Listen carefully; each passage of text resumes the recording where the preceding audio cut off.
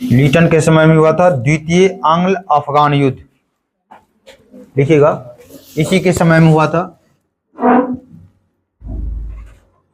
द्वितीय आंग्ल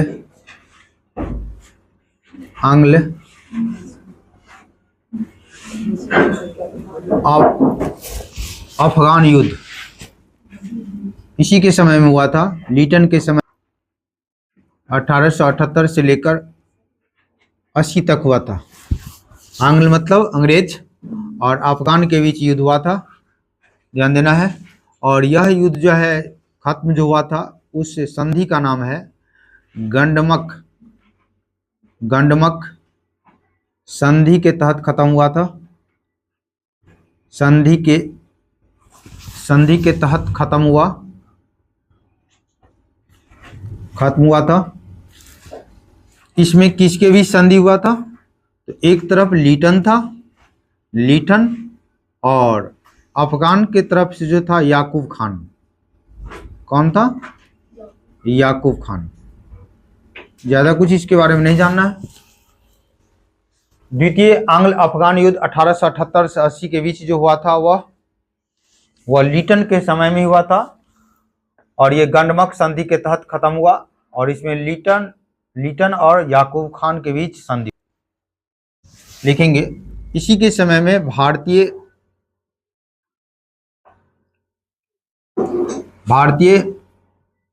शस्त्र अधिनियम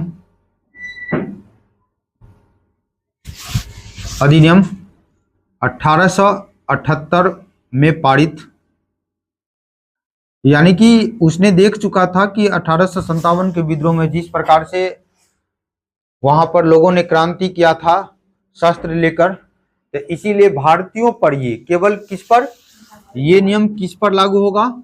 भारतीय पर। केवल ये भारतीय पर ये लागू हुआ कि कोई भी भारतीय बिना अनुमति के शस्त्र नहीं रख सकते हैं, केवल भारतीय पर।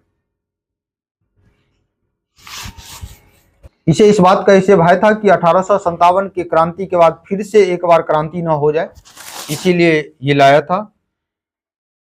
इसी के समय में, लीटन के ही समय में सिविल सेवा की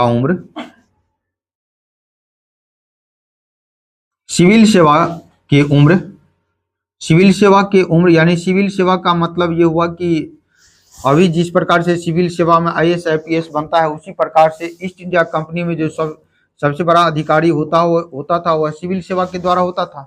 तो उसने कहा सिविल सेवा के उम्र में 21 वर्ष से घटाकर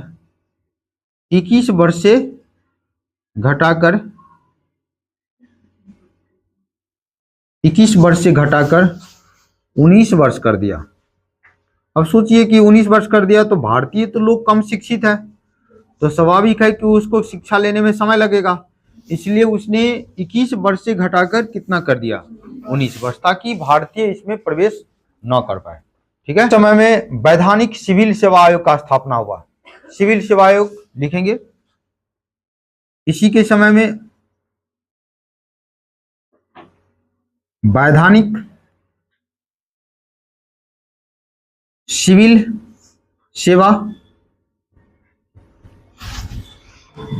सिविल सेवा आयोग का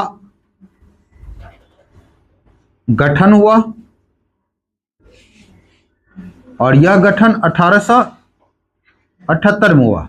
सिविल सेवा का मतलब जानते हैं ना, जिस सिविल सेवा के एग्जाम से अभी वर्तमान में IAS और IPS बनता है, IFS बनता है, उसी प्रकार से ईस्ट इंडिया कंपनी के जो बड़े अधिकारी होते थे वह सिविल सेवा के माध्यम से उसके नियुक्त होता था।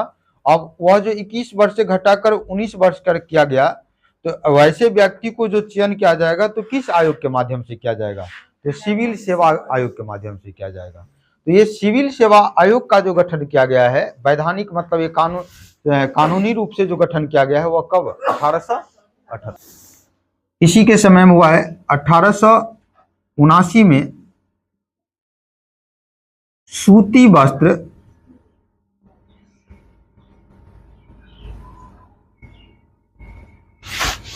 वस्त्र पर आयात कर खत्म कर दिया गया।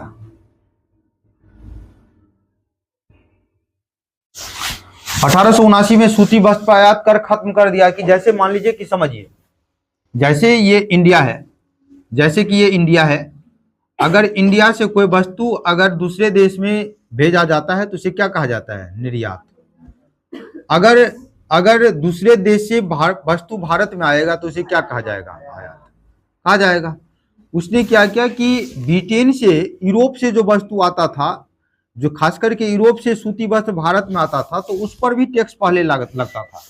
अब कहा कि अगर हम अपने ही वस्तु को भारत में बाजार लगाएंगे तो वस्तु को यहाँ पर हम अगर टैक्स ले लेंगे तो यहाँ पर कीमत ज्यादा हो जाएगा। वैसे कंडीशन में हम क्या करते हैं? टैक्स इस वस्तु पर हटा देते हैं। तो इससे क्या होगा कि ब्रिटेन के जो वस्तु यहाँ पर आएगा तो टैक्स जब नहीं लिया जाएगा तो यहाँ पर कम रेट में बेचेंगे, और कम रेट में जो बेचेंगे तो इसका मतलब जो ब्रिटेन का उद्योगपति होगा और भारतीय उद्योगपति के बीच प्रतिस्पर्धा होगा, तो भारतीय उद्योगपति यहाँ पर क्या हो जाएगा? खत्म हो जाएगा और ब्रिटेन का उद्योगपति बढ़ जाएगा। इसलिए यहाँ पर 1879 में सूती वस्त्र पर आयात कर खत्म कर। लिटन खत्म हो गया। लिटन के बाद आएगा रिपन आएगा। लिटन के बाद कौन आएगा? रिपन आएगा। अब रिपन कैसे आता है इसके बारे में सुनिएगा। रिपन बहुत इंपॉर्टेंट है, लिटन भी बहुत इंपॉर्टेंट है, क्योंकि लिटन जो है भारत का एक लुटेरा है, वह एक सनक व्यक्ति है, भारत को लूटने का काम किया। अब रिपन की बात करेंगे, ध्यान दीजिएगा।